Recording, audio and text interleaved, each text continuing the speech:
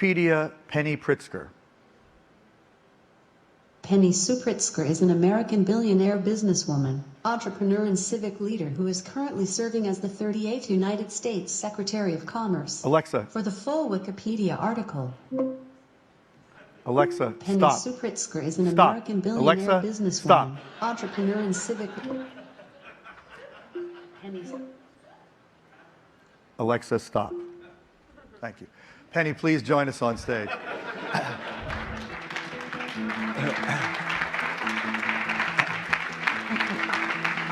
Okay, that's a unique. Well, you know, that's a unique introduction. I apologize for calling you a billionaire, but probably not a secret. But if it's true, who knows? That's Wikipedia, you know, which tends to be close. But I just like having that on stage because I don't think people realize that this is one of several really important new technologies that haven't really gotten the attention they deserve. In fact, in our conversation later, you'll hear that Philips Healthcare Informatics has got a partnership with Amazon working with that thing. Anyway, thank you for being here. Oh, please. Very happy to have you. And, you know, the kinds of things that James was just talking about have enormous implications for your work. But could you just start out, talk about what do you consider your work to be as the Secretary of Commerce? What's my job? Yeah. Well, if you think about the Department of Commerce, we have a very broad mission. So we do everything from patents to the National Weather Service to export controls to digital policy to trade and investment, et cetera, et cetera. So the way that I think about where we focus is in really four areas. One is around trade and investment. The second is around innovation. And let me drill down there a little bit. If you think about, we like to think of ourselves as America's innovation agency or your partner. James was just talking about, you know, government not being all-knowing. For sure we are not all-knowing, and we're for sure behind, not ahead of innovation. And so part of our job is to partner, and one of the reasons that I'm here is to really give the message, and we'll talk in more detail about how we want to continue and deepen our partnership with innovators in America. But how do we support innovation? We support innovation through grants. We do grants with many of your incubators and accelerators. We also empower entrepreneurs. We have the President's Ambassadors for Global Entrepreneurship, which is a group of 17 entrepreneurs who are travel the United States and the world, really mentoring and telling their stories. One of them sitting in the front row right now. Absolutely, absolutely. And we also have a program called Startup Global. We work with small startups to help them think global from day one, which is really important so that their innovations remain their innovations and don't get copied around the world. We play an important role in terms of intellectual property, whether it's giving you a patent for the innovative work that you do or working with governments around the world to ensure that there's a system to protect your intellectual property, or where there's not a system to try and work with governments to adopt a system. We also play a significant role in cybersecurity through our National Institute of Standards and Technology. We're working we created something called With Industry. It's not us doing it by ourselves because that's crazy.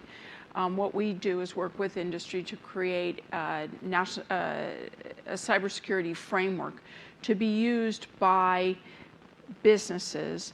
Let's say when a technologist and a non-technologist are working together on risk management. This is really a framework for risk management that we've developed, and in fact we're going to be working on what I call the Framework 2.0. We also lead internet policy for the administration, and one of the most important things we do is promote access and work on access, whether it's through access through the spectrum or access, so through our National Telecommunications and Information Agency, we control the spectrum, or access in terms of making sure that there's more broadband availability and it's more ubiquitous within the United States. And finally, we help your company sell your goods or services around the world. We have U.S. Export Assistance Centers and Foreign Commercial Service. So we have this very broad role that we play and in terms of innovation.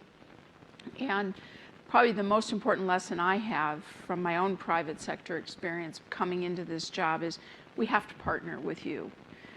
We can't possibly know what's coming and what is the right role for government.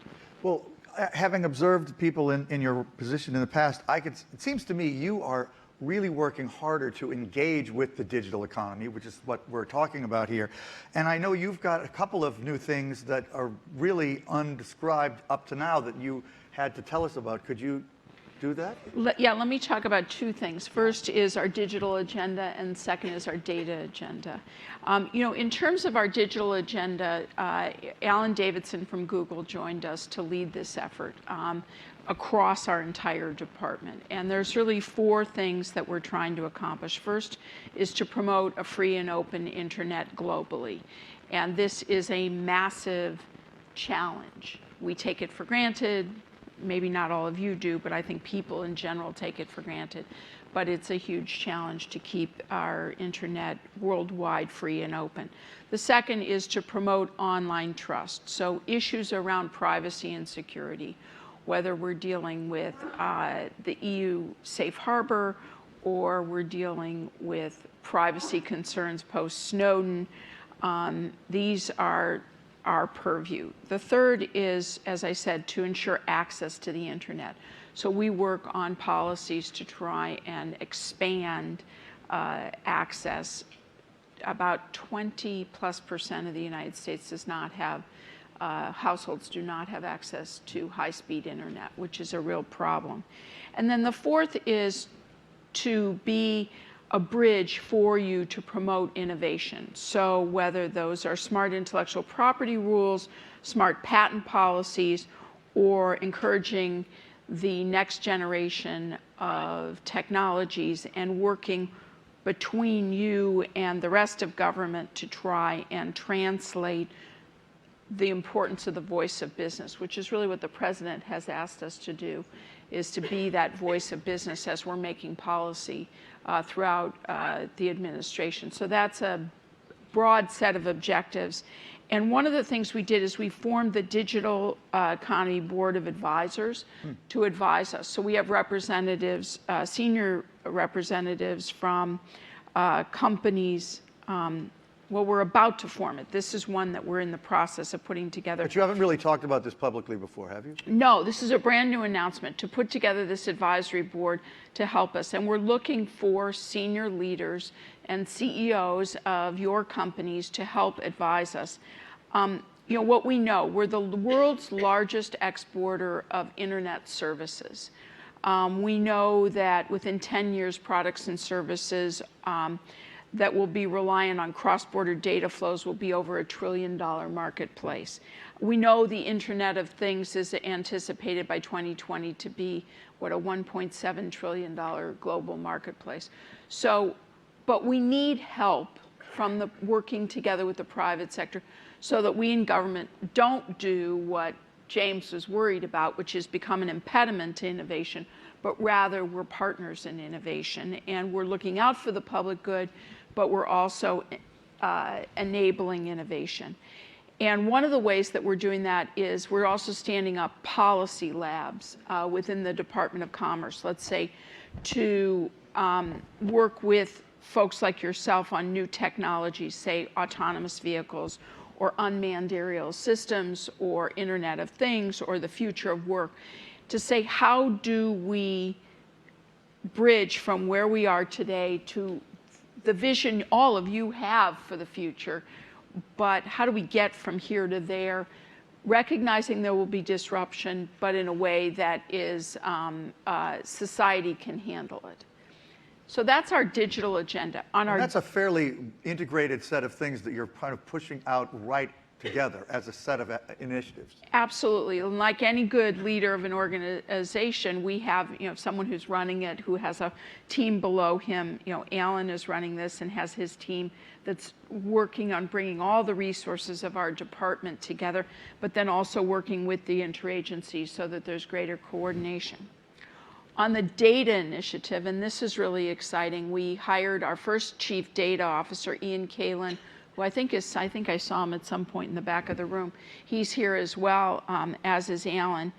If you think about the Department of Commerce, we are really America's data agency. And why do I make that claim? I make that claim because no other department in the federal government has the breadth or the depth or the reach of the data that we do. So for example, we have everything from personal income data to population growth data. We keep time. You want to know who's in charge of time? It's us. We run the atomic clock. We invented it, believe it or not. And we, all the way to GDP. We report GDP. We're having some challenges with that right now. Too many revisions as far as I'm concerned, but we're working on that. Export data all the way to reporting on the local weather. So we're full, just the Weather Service alone produces 20 to 40 terabytes of data a day. So, but what we're not doing is making that information available. We're not, in a way, we need to unlock the economic potential of our data. And so that you in business can make smarter decisions, so that we in government can make better policy decisions, so that our citizens are better informed. And so we have a job. We have work to do there. So what we've done is, first of all, we made data one of the 5 pillars of our strategy, so we decided it was important. Second is we recruited 19 of the top data officers from around the country to be part of an advisory group. So in the digital economy, we're forming an advisory group. In data, we've been at work for about a year. So representatives from Google and IBM and PayPal and Intel, your peers are here, are helping us. And what I want to tell you about, which is new, is we've created what we call the Commerce Data Service. Now, what is that? That's an in-house digital and a group of engineers to help our 12 bureaus, everybody from NOAA to the Patent and Trademark Office, take our data and help make it more usable. So what is that? That's a team of designers and developers, software engineers working together to do projects. Let me give you a few projects. For example, our International Trade Administration wants to figure out who in the United States is capable of exporting. That's a data project that capable but possibly not doing it already. Exactly. In fact, only 5% of American businesses are exporting right now. So we know we have a lot greater capability, but we're not accessing those people. And we have services to offer, and we have information to help them figure out what markets they should be selling their goods or services. But we're doing it in what I call an analog way. We're doing it people to people, and we need to geometrically improve what we're doing. Or, for example, how do we take our patent data and make it machine readable? This is something that our Commerce Data Service would do. Or how do we consolidate the data that we have from everything from our Economic Statistics Administration to our census data to better understand American income? We're all, read in the newspaper this issue about income inequality. But we need to provide more information to researchers, to reporters, and to policymakers so that we can better address the challenge in front of us. The other thing we're working on is creating common data standards to be used across the federal government. Wow. So that we're not going to get this all done in our administration, but we are hell-bent on getting these initiatives off the ground so that we're providing a better service, frankly, to all of you in this room, because you know what to do with this information. So that if the next administration has people that believe in data, yes, that's sort of a joke. But anyway, yeah. But I think that is fantastic. You know, one of the things that you're working on too, if I could just shift slightly, you know, trade is such a big part of your work. And, you know, the Trans-Pacific Partnership has just been unveiled. The language is out there. It's somewhat controversial. Could you talk a little bit about what you think that represents, the prospects that it has of getting actually adopted, and how it relates to the digital economy? Sure. So the Trans-Pacific Partnership addresses a marketplace of about 800 million people. It's the fastest growing, Asia Pacific's the fastest growing marketplace in the world. There's about 500 million middle class in the Asia Pacific region. It's going to about 3.2 billion. Not all of those countries are part of the Trans-Pacific Partnership.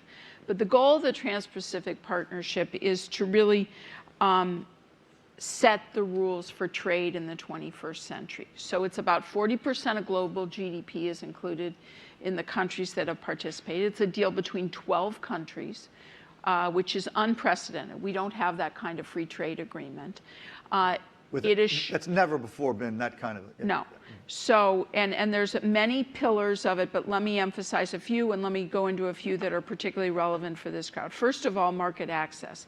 It lifts tariffs on about 18,000 products and services. So it makes it cheaper for you to sell your goods and services around the world, which is critical. The second is it has the strongest enforceable labor standards of any free trade agreement.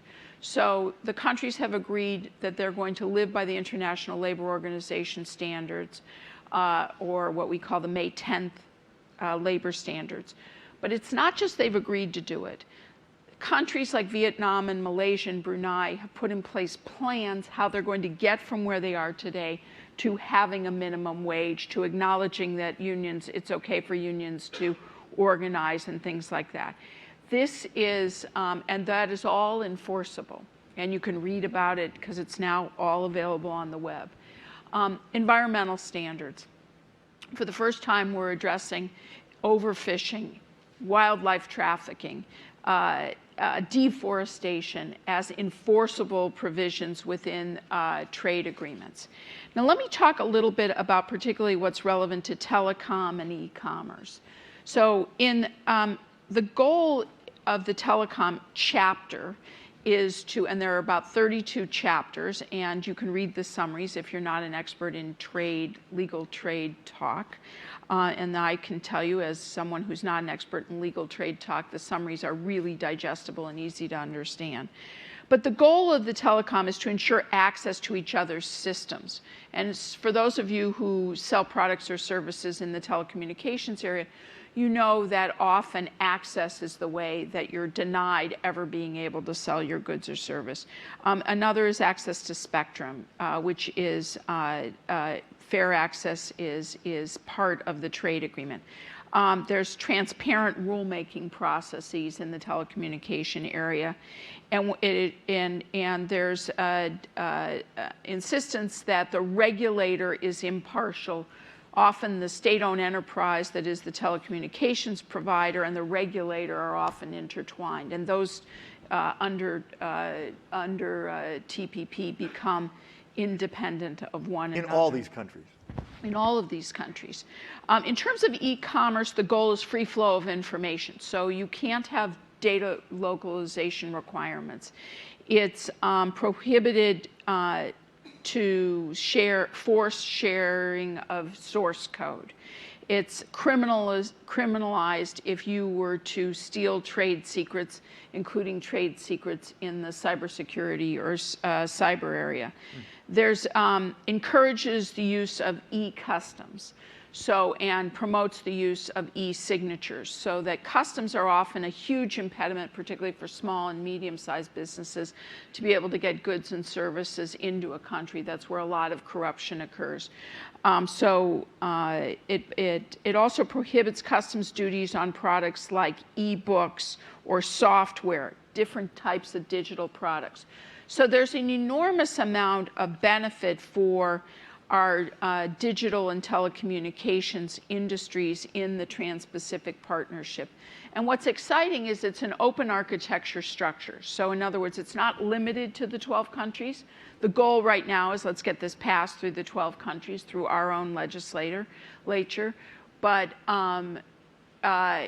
other countries can join, and you're seeing interest by other countries in what will it take for me to bridge to these new set of standards, which is really encouraging, and that's the goal. Well, we're going to continue as others join us on stage, but before we do, I wanted to just see if there were one or two questions for Sure. you here. Could we get the mic there, and could you identify yourself? Thanks very much. Merritt Jano from Columbia University. I just wanted to ask a further question or two about TPP because just started to put my mind into it, but obviously it is a sprawling agreement and generating diverse reactions, including, it seems, Hillary Clinton has been negative to cautious. A lot of Democrats are critical. Republicans aren't standing up and being too vocal in praise, but these digital provisions do look very far-reaching. So could you say more about, it looks like both flows and data localization are really prohibited in this agreement, and it goes further than the Korean agreement or any other. Could you just say more about that, please? Are you a trade lawyer, Mary? Yeah. Okay. Yeah, so I think there's She's also dean of SIPA, but I think there's two parts to your question. One is the content of the agreement, and the second is the politics of the agreement. In terms of the content of the agreement, it absolutely is free. It is far more broad in terms of what it covers, particularly for the digital economy, particularly for small and medium-sized businesses, in terms of agriculture, in terms of so many chapters. There are a few chapters that are challenging, and that's why you hear some naysayers out there. And in the pharma area, one of the challenges is how many years are biologics protected. In the United States, it's 12 years. This agreement is an 8-year agreement, and it gives you protection. It gives the pharma industry protection in countries, in 5 countries where they have 0 protection today, and longer protection in several other countries than they have in those countries today. So it's, but there's different politics for each sector of our economy about this agreement. So that's one of the challenges that we face. I will tell you, when I first got involved coming from the private sector, and trade was obviously a big part of what we do, we gathered together at one dinner the House and the Senate lead counsel and the leaders who had been involved in trade agreements that had been passed over the last 25 years. And I said to them, what should I know about trade? Help me understand how this works. And what you realize is the politics is always difficult. And so if you expect everybody to stand up and cheer, they're not going to do it. That's not the way it works. It will always be a vote by 1 or 2 if you get this passed. Because there's always a local component, there's an industry that feels they didn't get exactly what they wanted. But what I will tell you is, having been a part of this process for the last 2+ years, is there's no industry we weren't listening to. And the question is, how far could you get? We had these industry trade groups that were privy to the negotiations and privy to the language and were advising us. It's not that we divined as government what you in the digital economy wanted. Your representatives on these groups helped us with this language, and we pushed as far as we can get. Now, you all are dealers. You do deals. You all have done deals with 1 party or 2 parties. Imagine doing a deal with 12 countries. I mean, this is really, how do you get all the lions on the stools all at the same time, with everything from intellectual property protection to e-commerce to state-owned enterprises? It took 5 or 6 years for this agreement to come to fruition. But you now have 12 countries who want to do this, that provide you greater access and greater competitiveness than you've ever had before, and we as a country have ever had before. But the politics will be hard, and so you need to look past the politics, and if this is something you believe in, you need to work with, make sure your voice is heard on this. But at the end of the day, the vote will always be close. So I want to just quickly hesitate there, and then I don't know whether, maybe you and I don't mean to do this, but let's stand up and let them reconfigure the stage, and will John and Jeroen please come out. So while we're doing that, and we're standing, could I, John and Jeroen, please do come.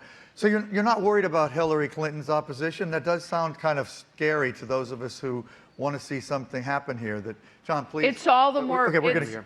I understand the politics, and I'll leave that to the politicians to talk about that decision and her campaign, because I don't really know what drove that. But what I would say is all the more reason we need to get this done. And there's an obligation within the agreement that the agreement is made public for a certain number of days. The president last week sent the full text, as well as all the various attachments, as well as the plans for how you go from to meet the labor standards, made that available online. So it's all plus chapter summaries, etc. So it's still just being digested, really. Is what totally. Yeah, you're not terribly worried about Hillary. There's no way you could have possibly understood it. It was just public last Thursday morning at 5 a.m. Okay. So what I would say though is time is our enemy for this, in that the first days that a vote can occur is probably March of next year, given the amount of time it needs to be public. There's time frames that are required. If this is something you believe in, make sure your voice is heard, because it's not necessarily something we know can happen. Well, I want to thank you for the first part of this conversation. In the future. And I want to also say, we're going to go, this segment goes to 10:30. Penny's going to have to leave a tiny bit before that, and we'll continue for maybe 5 minutes after she leaves to get ready for something else. I want to welcome John Chambers, Jeroen Tas, and James back to the stage. And I guess I wanted to start, asking you, John, James made a very, I think, quite compelling presentation about both the opportunities and the challenges. I mean, I don't know if you had a chance to look at the data, but yes, I did. The degree to which key industries in the American economy are not digitized comes out sort of loud and clear in that data. Now, you're somebody who's been such a strong proponent of the opportunity we have with digital to change our economy and the way we do business. What do you think about, and does it worry you when you see, a lot of it? What are the main ones? There's the retail is bad, healthcare is bad, hospitality is bad. Government, a place where huge numbers of workers work and productivity is actually declining because there's so little digitization. What about that? So maybe a couple quick thoughts. We've seen this movie one time before. In the first generation of the internet during the 90s, interestingly enough, even though I'm a strong Republican, President Clinton, I think, got it right. 22 million jobs were created, 17% growth in real per capita income for the average American, 18% growth in GDP capability. Think of digitization as the next generation of the internet evolution, and the ability, whether this country leads or not, starting with government, but also each of the key industries that you talked about, will determine our future. 80% of American enterprise that exists today will not exist in 10 years. This will be tremendously disruptive. Wow. Jamie Dimon said it best, I think, for the finance industry. He said, understand, Silicon Valley's coming, and every industry must become a digital organization. As this change occurs, it's not out of the question you will see some extreme business models, billion-dollar companies, literally run by a CEO and a CIO. And that's it. And that's it, because if you don't change your organization structure, if you don't move very, very quickly, then you're going to get left behind. I mean, the efficiencies are so great, you think a billion-dollar company could have 2 employees? Well, it isn't the efficiencies, it's the business models, to where you outsource IT, outsource yeah. legal, outsource manufacturing, outsource sales, outsource engineering. And if companies don't turn themselves horizontal and work across those silos, these different business models will make it happen. So Walmart must become a digital company. Doug understands that there. He understands he must win at the intersection of physical and virtual. And our country's future determines on how well we do this. Penny really gets it. She understands what this means. James' number was actually very exciting. He used a number of $2 trillion by 2025 in the US. Remember, the whole IT sector in the global is $2 trillion. This will have 1 to 3% GDP growth, create an extra 1 to 2 million incremental jobs per year in our country. This We do it meaning right. the digitization. Digitization of our country. Yes. Well, and just quickly, talking about new business models, Cisco and our partner Ericsson announced a major new partnership today that really is kind of mind-bending because it's not a merger, but it's a very new model. Just very quickly, summarize how that indicates what companies need to do these days. Yeah, if you watch, every country in the world, whether you're in the US or otherwise, is focused on growth, they're focused on innovation, and they're focused on speed. So the old world model of combining two large companies together, taking a year to get it improved, and then a year to integrate it, and another year before you get innovation, I think are dead upon arrival. Speaking as someone who's bought how many companies as yours? 180 companies. Bought 180, okay, go on. But we buy small companies to medium size. Yeah. And so what we did with Ericsson very simply was to say, how do two companies, and it took us a year to put it together, 5,000 hours of meetings, if you could imagine, to transform the service provider industry, and people like AT&T and Verizon and Vodafone came out and said, this is an industry-changing move.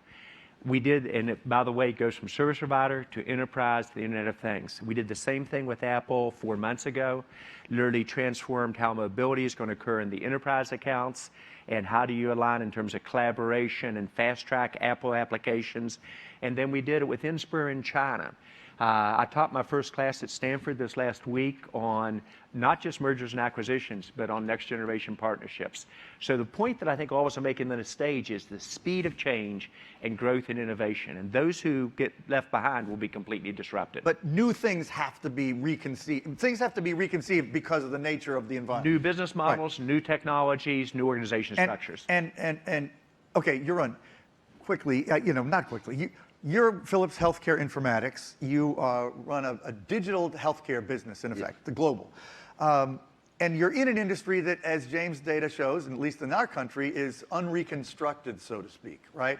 How big is the digital opportunity in healthcare, and how would you extrapolate from that about what we need to be thinking about in the entire economy?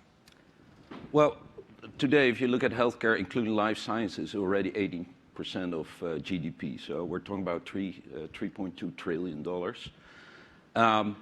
But if you peel the onion, about 80% of the spend is on chronic disease. Yet the system is organized around acute episodic care.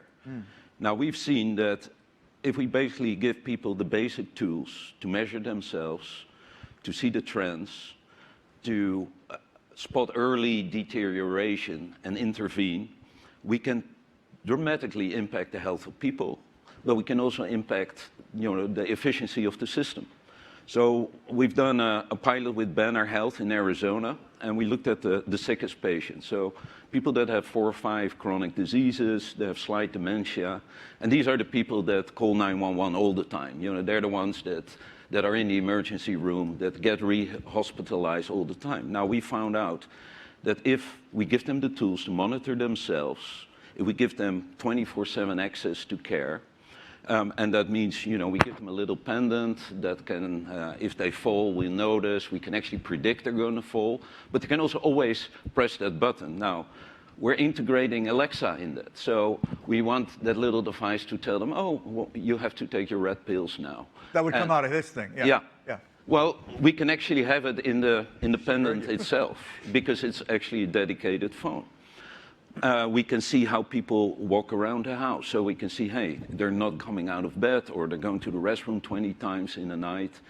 And we've seen that with these kind of tools and capabilities, and really making it very personal. So we talked about the experience. It's got to be a seamless experience. But a lot of it will be driven by algorithms that tell, hey, deterioration, intervene. Hey, acute event, intervene. How can we optimize behind it? Somebody falls, we know they have a rare condition, we can immediately bring them to the right hospital They know that person. When they come to the hospital, they get the right care with the right priority. That's not the way it is today. Yeah. It's highly, fragmented and it's not seamless at all. So there's a tremendous opportunity. And with Banner, we found that we could reduce rehospitalization by 45%. We could reduce emergency care by 65%. Because these were the people that anything goes wrong, we call 911, ambulance comes in. Now that means about 27% overall net savings on providing the care, patients that live at home with dignity, and a system that provides way better care for their patients. So I think the opportunity is tremendous. The opportunity is just opening up, and I think it's not just changing the care we provide for people like our parents, or in my case, my daughter who has juvenile diabetes, and we talked about it yesterday. I think the opportunity is also to craft a completely new world where we not only see this, but also really go deep. So we now can combine what we see on an MRI, so anatomical detail, with detail about the cell. We can take a tissue and do digital pathology on it, zoom in on cell protein level. And guess what? We also know how that cell grows because we can take the genomics of Okay, the cell. we can, but will we? Yeah, of course we will, because the opportunity is there and it has such impact on everybody's life. And you heard Sean Parker yesterday, you see people here in the room, they're motivated by what they can do, for their own, children in my case, but also for the bigger world. Well, the opportunity is huge. I'm glad you're optimistic. One other thing you said that actually echoes something John just said when we talked earlier was that this wave of technology opportunity is bigger than the internet, which is something John said. About 5 to 10-fold. You think it's 5x. Does that sound right to you? Yeah, because it's not just the internet. This is how do you interact between devices that are becoming part of your life, that augment your life. And it's data, of course. If I ask my people what's truly differentiating us, it's essentially two things. It's the experience we give, and that can be a clinical experience for a cardiologist or a neurologist, or it is the patient experience. And it's the algorithms, because ultimately, if we can detect that deterioration, because we see somebody's getting up much more slowly, or their gait changes, we know, hey, the probability of a fall is increasing, so we can intervene. It's all data-driven. Okay. So, James, one thing that was interesting, and I want to hear, I basically, all three, James, Jeroen, and John, when I spoke to you by phone, brought up one particular thing, which I've already spoken of on this stage, and I want to talk about it, which is US politics and the digital economy. And all three of you spontaneously said, without me asking, even though it happens to be a personal passion of mine, that you were distressed to see the absence of an awareness of the digitalization of the American economy in the US presidential election thus far. How distressed are you, and what does that indicate? What should we think about that, James? Well, it actually worries me that, in fact, one of the most profound changes that's going on through not just this country, but globally, is absent from the conversation. We know, as John, put out the statistics, this is going to affect growth, this is going to affect productivity, this is going to change societies, and yet the fact that we're not talking about it, either side or in any of these forums, is actually quite distressing. And I think the reason why it's particularly distressing is because we know that, on the one hand, the pace of the technology, listen to all these examples, is accelerating. And yet society's ability to adapt to the changes is much, much slower. One of the things that's quite different between, say, what's going on now with even previous revolutions, the Industrial Revolution and whatever have you, is that those changes were slow, and they happened over generations. And so people, in terms from a skill point of view, in terms of our institutions adapting, had a lot of time to evolve and adapt. This time around, the technology is moving so fast, and these changes are happening within each of our own work lifetimes. And yet, the fact that we don't talk about it, I think is quite distressing. If I could jump in on that, please, I want you to. Penny really gets this. And I really admire what she's doing. If she were a Republican, she'd be almost perfect. But every other major country in the world at the prime minister level and the president level is articulating a vision for their country. Modi in India, he is basing his future of his country, 1.3 billion people, on a digital environment, reskilling the Indian workplace, creating 1 million jobs per month, talking about how they move into manufacturing, 100 smart cities, 240,000 villages. You take Cameron in the UK, making a great place for the UK to do business, creativity, driving very rapidly. Germany, Merkel's key topic is Industry 4.0, preparing her manufacturing base to be effective for the future. And France, how many of you in this room think France would lead in the digital revolution? How many hands want to go? Where's Dominique? They're kicking a bunch of countries' tails right now. Do you think they'll lead? No. They had 77 of their startups in the CES session this last year. Number 2 only behind the U.S. Wow. They are united at the President Hollande level, the Prime Minister Valls level. They're going to create 1 million jobs with their business community over the next 5 years. We'll train 200,000 people, French men and women, in new skills that are needed for this future. We're putting hundreds of millions of dollars into venture capital investment because they get it. Yeah. And this is why I think it's so important, Penny's agenda, on really making this a topic first for the last year of this administration, but it needs to be a topic for both the Republicans and Democrats. And we're the only country in the world that isn't even bringing it up. American leadership is at jeopardy here. Our political leaders have to, I think, put this at the forefront and translate it into jobs and real income for the average American. We're not doing that. This is a tweetable. America is not. What was that? American political leadership, American economic leadership is in jeopardy. Is really. It really is. Yeah. Because of That's- lack of tweet a that. technology plan and digitization plan. But Penny, you know, to your credit, and one reason we really were thrilled to have you here, you are doing the right kind of thing. That agenda you outlined this morning is fantastic, and not by your fault, way overdue in the Commerce Department, in the U.S. government, and thank God you're here finally doing it. What were you going to say? But I mean, does it worry you that as John says, Modi and certainly Xi Jinping and plenty of other leaders are way more out there talking about this than we have been historically as a nation? Of course you worry about it, but what I would say is as follows. What I'm worried about more importantly is actually government saying one thing and doing another thing. So for example, there's this enormous enthusiasm in Europe for the digital single market.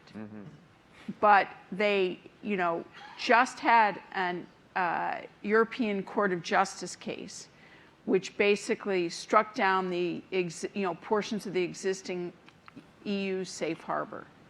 So data flows between the United States and Europe are in jeopardy. And we've been working for 2 years with the European Commission to take into account all the things that the U.S. government has done to change the way we protect privacy and security. And yet there seems to be a lack of urgency on the part of the European Commission about adopting Safe Harbor 2.0, which frankly we've negotiated. I mean, there's some tweaks but this case came out a month ago, and we have 4,400 companies whose data flows back and forth depend upon Safe Harbor. 4,400 companies. 4,400 companies, and Commissioner Jourova, who this falls under the European Commission, is coming next week to Washington, and I said, let's come and announce a deal. She said, let's have a milestone. And I said, but we have commerce going on every single day right now that's in jeopardy because there's uncertainty about how you can move data back and forth. So my concern is not that we won't invent and create and innovate here.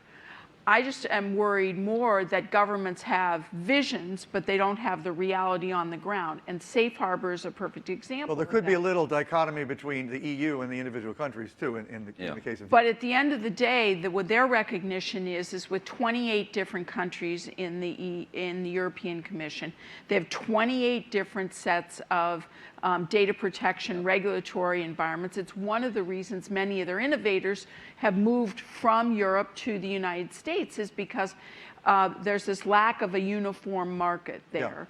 Yeah. And so, and we want them to create a digital single market, not one that's protectionist, one that engages with the rest of the world.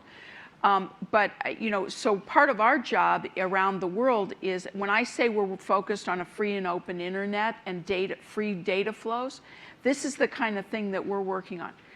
You can tell I get very animated about this because I recognize what's at stake here. And I feel this enormous sense of urgency that these things need to be adopted.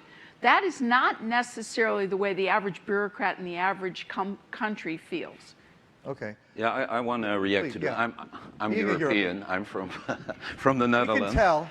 And no, I'm working closely with Commissioner Ansip, who is the promoter of the single digital market, As am I. and we run into the same issues. There's data residency laws that say, hey, the data cannot leave the country. There's different regulations around data, which makes it very hard to create a single European market. We cannot live without US technology. It's very simple. You know, I'm working very closely with companies like Amazon and Salesforce. And together, we can build these great innovative platforms that the whole world can benefit from. So I think if the European nations become myopic and keep focusing, oh, we need to have the data here, and don't understand what it means to let data flow, to secure data, to manage identities around data, then we're never going to make that big leap and reap the benefits from what John just outlined. But you know what's interesting? Every country gets into trouble for the same reason every company does. They don't set the top 3 to 5 objectives you should have. Every country should be thinking 1 to 3 points of GDP growth, major job creation, inclusion of everyone in that country in this transition, a new generation of innovation as you do this, smart cities, broadband to every person in that country, and the ability to really mine everything from healthcare to financial services to better government service to the employees. That is your overarching theme. Every regulation should point to that. And if we're not careful, we end up in silos discussing what is the siloed issue to prevent data and get tied into some of the issues such as privacy. And I'm more European in my thoughts about privacy than I am American on it. But we need to set the high-level goals and then say, here are the ways you get there, and everything ought to move us closer to that goal. That's why this does not work without the top leader of a company, the CEO, owning the digitization for their company, and they need to know if they don't do it, they're going to be history. Okay. And the same thing at the country level. I want to just stick on this politics thing a little bit longer because, you know, John, you are ostensibly a Republican, but by today's standards, I don't know. But, you know, There was a compliment there somewhere, maybe. There is a compliment there. But, you know, your party, you know, gets this, like, football team full of candidates up there who basically seem about as deep on this as a football player would be. I don't know.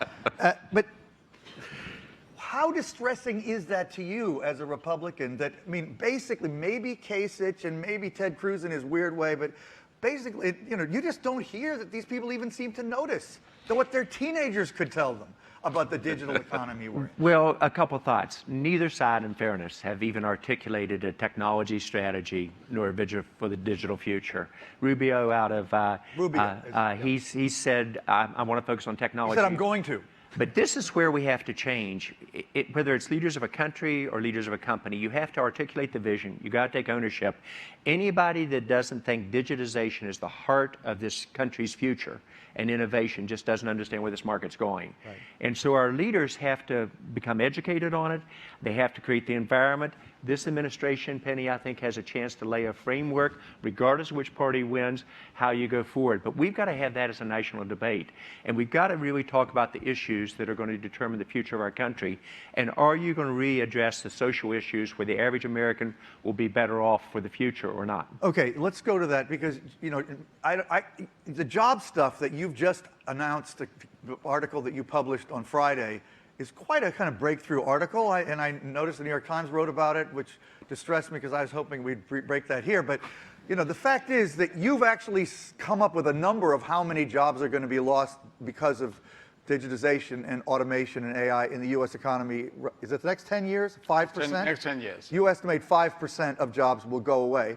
Not typically low-income wage jobs, but more middle jobs. And also, the big thing is this 30 to 40% of every job will get automated. Can you just talk about what the kind of policy implications are on work of the digitization of the economy, and picking up on some of the things John was saying?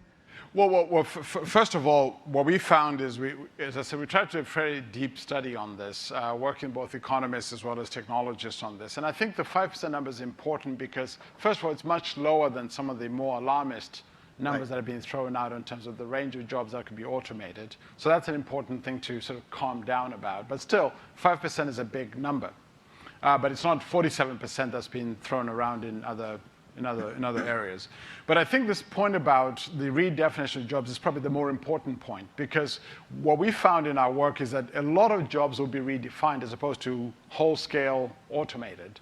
And I think that what the impact that will have is that people who are skilled enough or have the skills or the learning to be able to then complement what they do with technology are the ones who are going to do better. So the question is, as jobs get redefined, how do we make sure people have the right skills to be able to work with technology? Because that's what's going to happen. That's why I give the example of the bank teller. Right? The bank teller didn't go away with ATMs. They just moved on to do slightly different things. More sophisticated things. Often more sophisticated things, or things that were more exceptions or different from the normal routine set of things. So the question is, how do we prepare everybody to be able to do that? And I think one of the perhaps the things that we've failed to do is to recognize that there's a return to more education.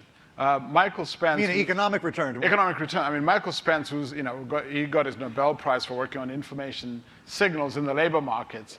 One of the things that he finds most surprising, and we've done some work with him on this, is that despite the fact that for the last 30 years we've known that there's higher returns to education in terms of wages and everything else, there's been a sluggish response to that.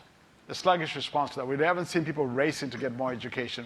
We haven't seen more skilling. So there's a question of how do we help people cope and adapt to the way jobs are going to change? And that's the challenging thing. And one other point on this will affect especially middle skill people. So while of course there's a big chunk of what all of us on this stage and in this room do will get automated, we're okay, right?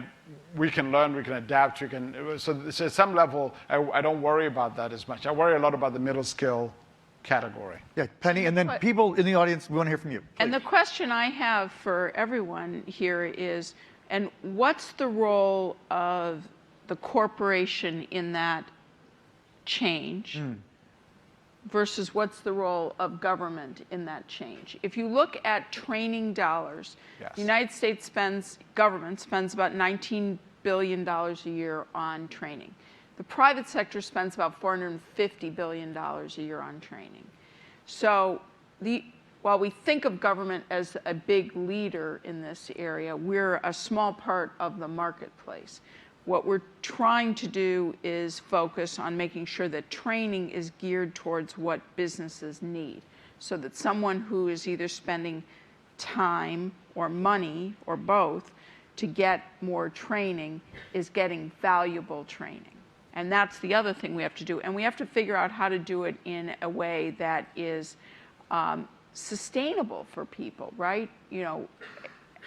How do I do my job and become something? 30% of me has to become something else, right, at the same time. Plus, oh, by the way, maybe I have a family or I have other responsibilities within my community. And so how does that work? And I think we haven't thought that through. We've made at the Department of Commerce skilled workforce one of our areas of focus in our innovation pillar. And it's been phenomenal. We have no money. It's like we don't give away grants or anything, but we've brought thought leadership about we have to change workforce training to address these issues and to be relevant and portable and timely and valuable, so that for the individual who's we're going to put now everybody basically through more training. How are we going to do that in a way that works socially in our and what is and I haven't heard solutions about that.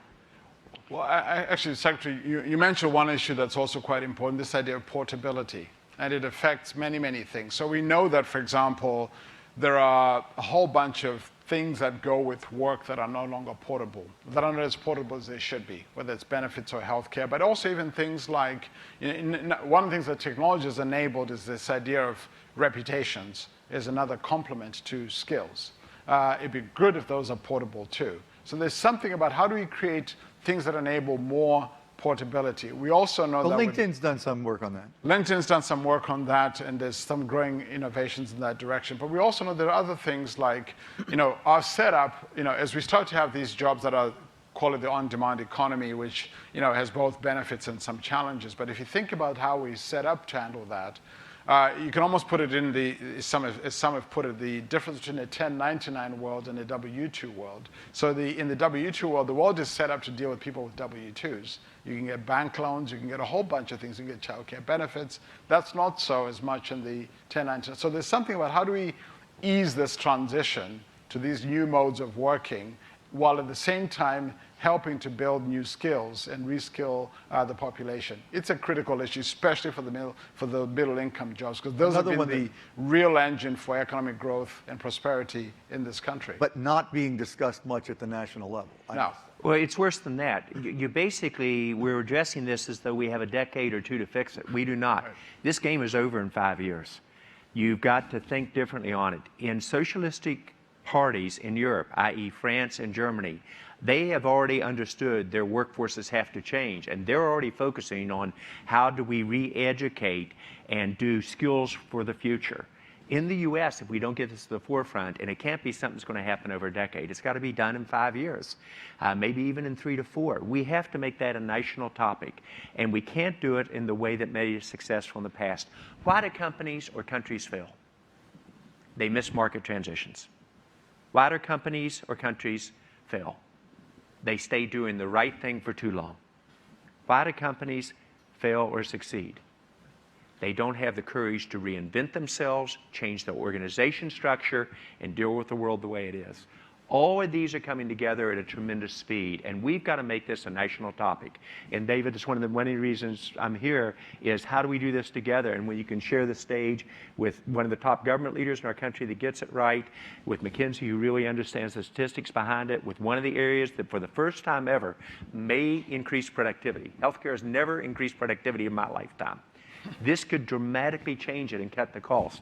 That's the agenda I think you're really bringing to the forefront. Yeah, And one way to do it is actually we found out is we force people with different disciplines to work together, and that makes all the change. We see it in healthcare as Knock well. the silos down. You have a cardiology, neurology. Now you bring these people together, you create a single team, and then people. And you have an IT guy on the team, you have a designer who understands the experience, and then the magic happens, but they all learn. Well, tomorrow morning we have Bernard Tyson of Kaiser Permanente on stage, which is combined health insurance and health provision, talk about silos, and they have incredible results as a consequence. Penny, I think you need to be excused if I'm not mistaken. So thank you so much for your wonderful Penny, thank you. Thank you.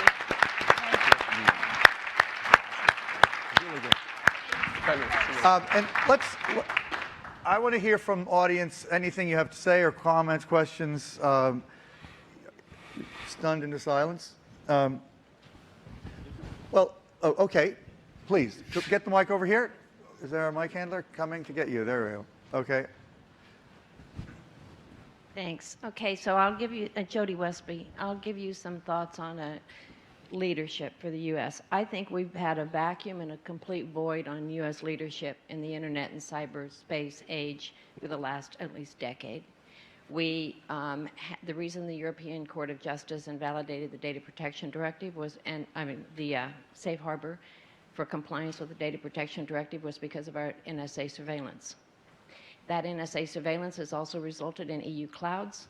It's resulted in EU companies competing against American companies and saying, we'll keep the data here. It's hurt the competitiveness of U.S. companies. We haven't had visa reforms. We can keep PhDs that we graduate to stay here. We haven't had changes in our legal framework to investigate cybercrimes. So we can't get international cooperation and investigate. We have an antiquated legal framework. We have cyber mechanics where no one knows how to fix their computers. We haven't done anything to teach our society cyber mechanics. So they just run their computers till they stop. So the cyber crime is just running rampant. And we have almost given away one of the most critical national security interests we have, which is our control over ICANN, the Department of Commerce. Which we didn't have time to get to. And so we have, you know, this long list of stuff where we have the U.S. government has failed to exert leadership or show leadership on the global stage. And John is right. It's going to take the companies and maybe the Silicon Valley voice to stand up and say, Washington, here's what you need to do. Instead of just praising these politicians and dumping money in their pockets, you need to be the voice because they don't get it. We don't have Al Gore and Bill Clinton anymore. Ira Magazine are leading this digital economy, and it's going to take the companies to do it. Thank you, Jody. I don't think we necessarily, that wasn't a question, it was a good comment. Okay, Michael, get a mic here. Thank you. Is there only one person getting all this exercise with the mic? Maybe stand toward the middle of the room. That'd be good.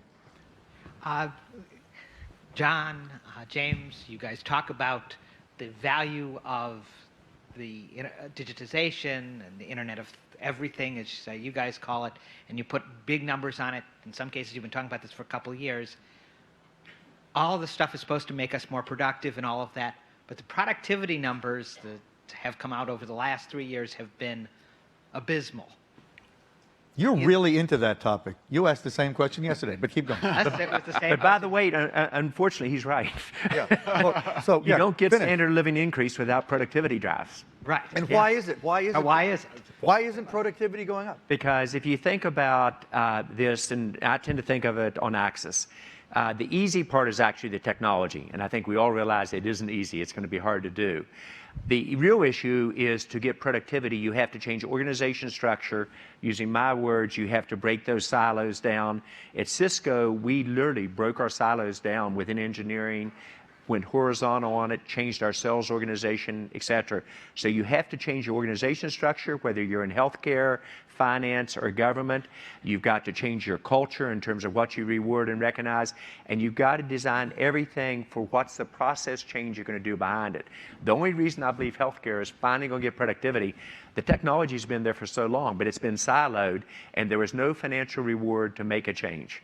Now you have to change it. We're going to break the systems, and we have no choice. But you hit it right. The technology will not solve the problem. You've got to change organization structure, reward system, cultures, and process, most important, behind it. And that's why we've seen, in my opinion, poor productivity for a decade. But I'd argue this digital revolution has a chance to completely change that. And I think every country in the world is going to run with this, and every company will as well. I think, first of all, I agree with John, but I think what we may be about to see is a bit of a solo paradox round two. If you go back to what happened in the 90s, companies had been investing in digital technologies for a very, very long time before it showed up in the productivity statistics. Yeah. And when it did, it was because the kinds of changes John was talking about started to take place.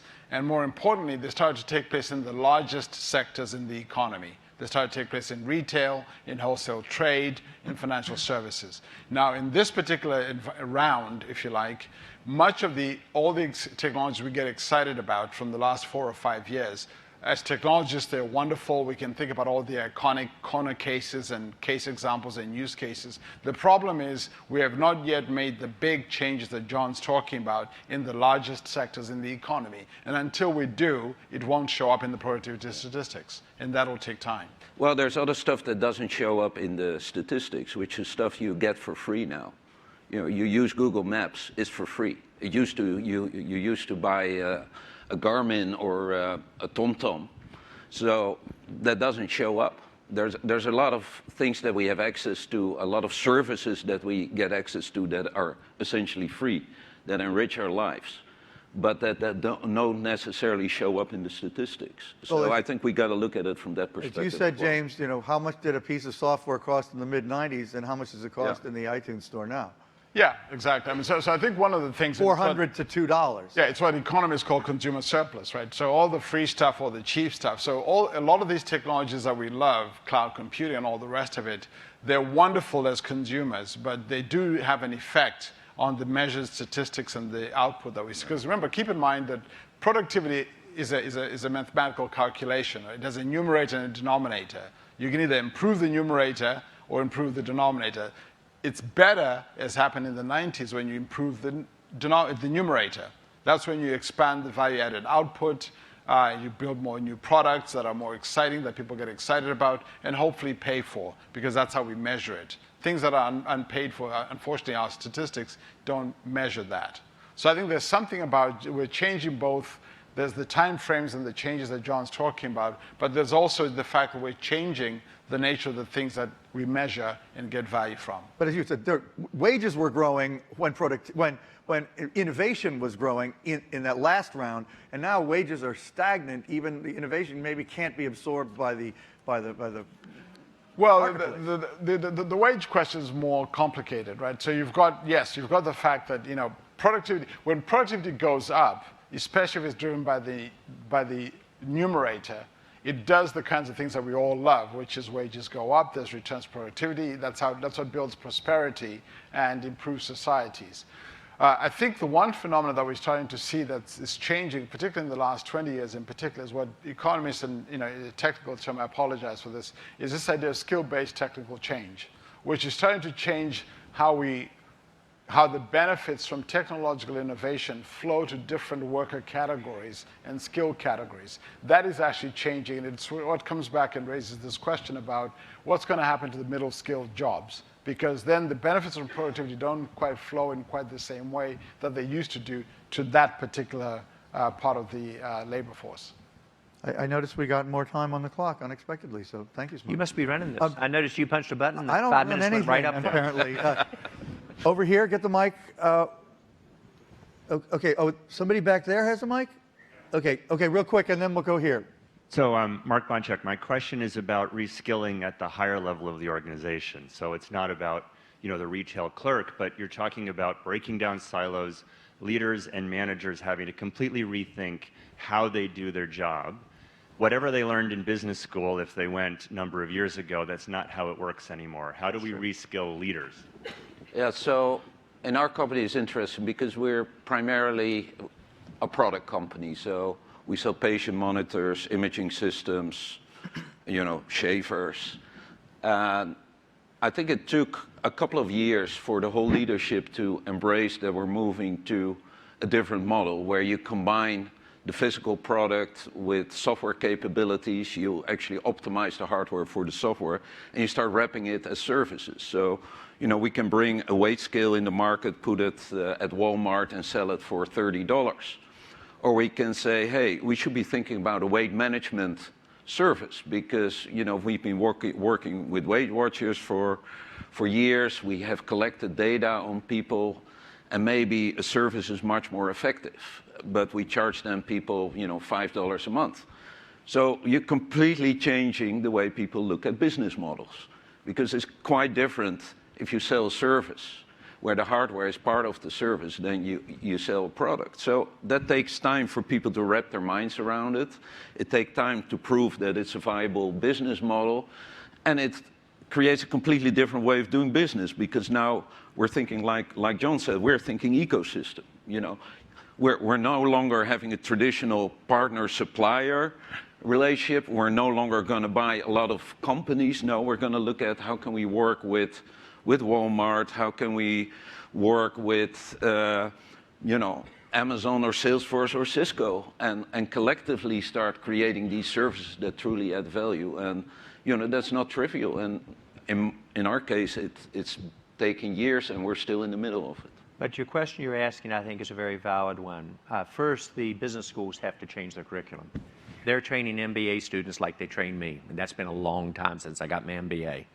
The second issue is that companies have to realize they're going to have to reskill their workforce, especially at the top, and you have to create a culture that is risk-taking and will reinvent. You have to think like a startup, because if you don't, you're going to be roadkill. You've got to think exponentially, not linearly like we were taught. And here's a part that probably everybody in this room should get uncomfortable about. I know every illness of every employee in our company that is life-threatening. Our attrition rate voluntary runs 4 to 5% a year in an industry that runs high teens to low 20s. Yet, for the leadership team, the changes we made at Cisco the last 2 years, using engineering as an example, we took out in 2 months 24 of our top 92 engineers. When we realigned, these are the top leaders, horizontally because their skill sets could not make the transition. We changed 41% of our customer interfacing sales reps because we did not have the opportunity to do this over 5 to 6 years if we were going to survive and really grow. Because in our industry, half the top IT players will be gone meaningfully in 5 years. Anybody that has any doubts about it, just look at the revenue growth and the earnings growth that many companies are facing. So this is one that I think is a call to action. It's not only how do you retool the average middle level American so they can really participate like they did during the 90s.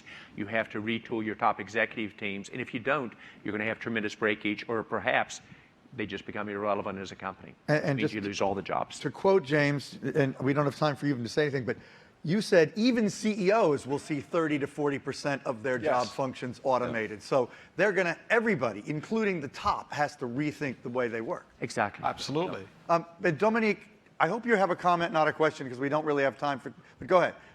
Make a comment, ideally. Thank you. First, as a Frenchman in the room, I have to thank John for some of the interviews he gave in France 2 weeks ago, because it has given a real boost to the French economy. You all have earned it. I would have never believed it, but it is unbelievably how much that country is united. Absolutely. So thank you. Then the comment is, I think this conversation is extremely useful because we switch from a generic debate on is technology creating or destroying jobs to a real debate, which is what is the impact on skills. Yes. And on skills, we have 3 impacts, which are very different. One is we need a number of new skills which we don't have today. Let's identify them, let's push for them. Second, a number of tasks are going to be de-skilled. For instance, a taxi driver needed to know the streets 10 years ago. He doesn't need to know them today. So you can think he's de-skilled. Okay, he loses maybe 40% of his former skills. But you can see the mirror effect of that. Thanks to technology, anybody can become a taxi driver, because now, with a GPS, you can drive in any city in the world. So the point I make is, let's try to identify which skills we lose and which skills we actually get thanks to technology. A nurse today can do blood analysis. She can do an electrocardiogram. Wow, this is things she couldn't do 5 years ago. Thanks to new technology, she can. So I think this is really where the debate is. Let's not look only at what we lose, but what we get thanks to technology. You know, you just made me realize, and we have to wrap this session, but you know, our opening session yesterday was very much about empathy, right? But in fact, if you look at what's really going to be the most effective taxi driver and nurse and it's actually human skills that are going to be more important in almost every occupation. Because the stuff of like knowing the streets or knowing the blood system or whatever, that's going to be done for you by technology. You're going to need to be more human, just like the companies are, as we were saying with Julie on stage yesterday. So that's an interesting juxtaposition. Well, if I could just get one quick word in to link what Dominic and John has just described. So we've been here before. So you may not know this, David, but in 1964, President Lyndon Johnson set up a commission that was going to look at technology, jobs, and automation in 1964. One of its conclusions by the chairman of the committee was that technology yes, technology eliminated jobs, but created work. Yeah, interesting. What does that mean? We'll have to have a longer conversation. His point was, take agriculture, right? In 1900, agriculture employed 46% of the US population. Right. It now employs 2% of the population. That's a good thing. It's become very productive. But we created work elsewhere. Yeah, created more. We created work elsewhere. Okay. I was hoping that's what you meant. Good. So, thank you. This was great. I really, really wish we could. This is what we do. This is a whole conference, and this was the centerpiece of it. So thank you, and thank you to Penny, who's not here.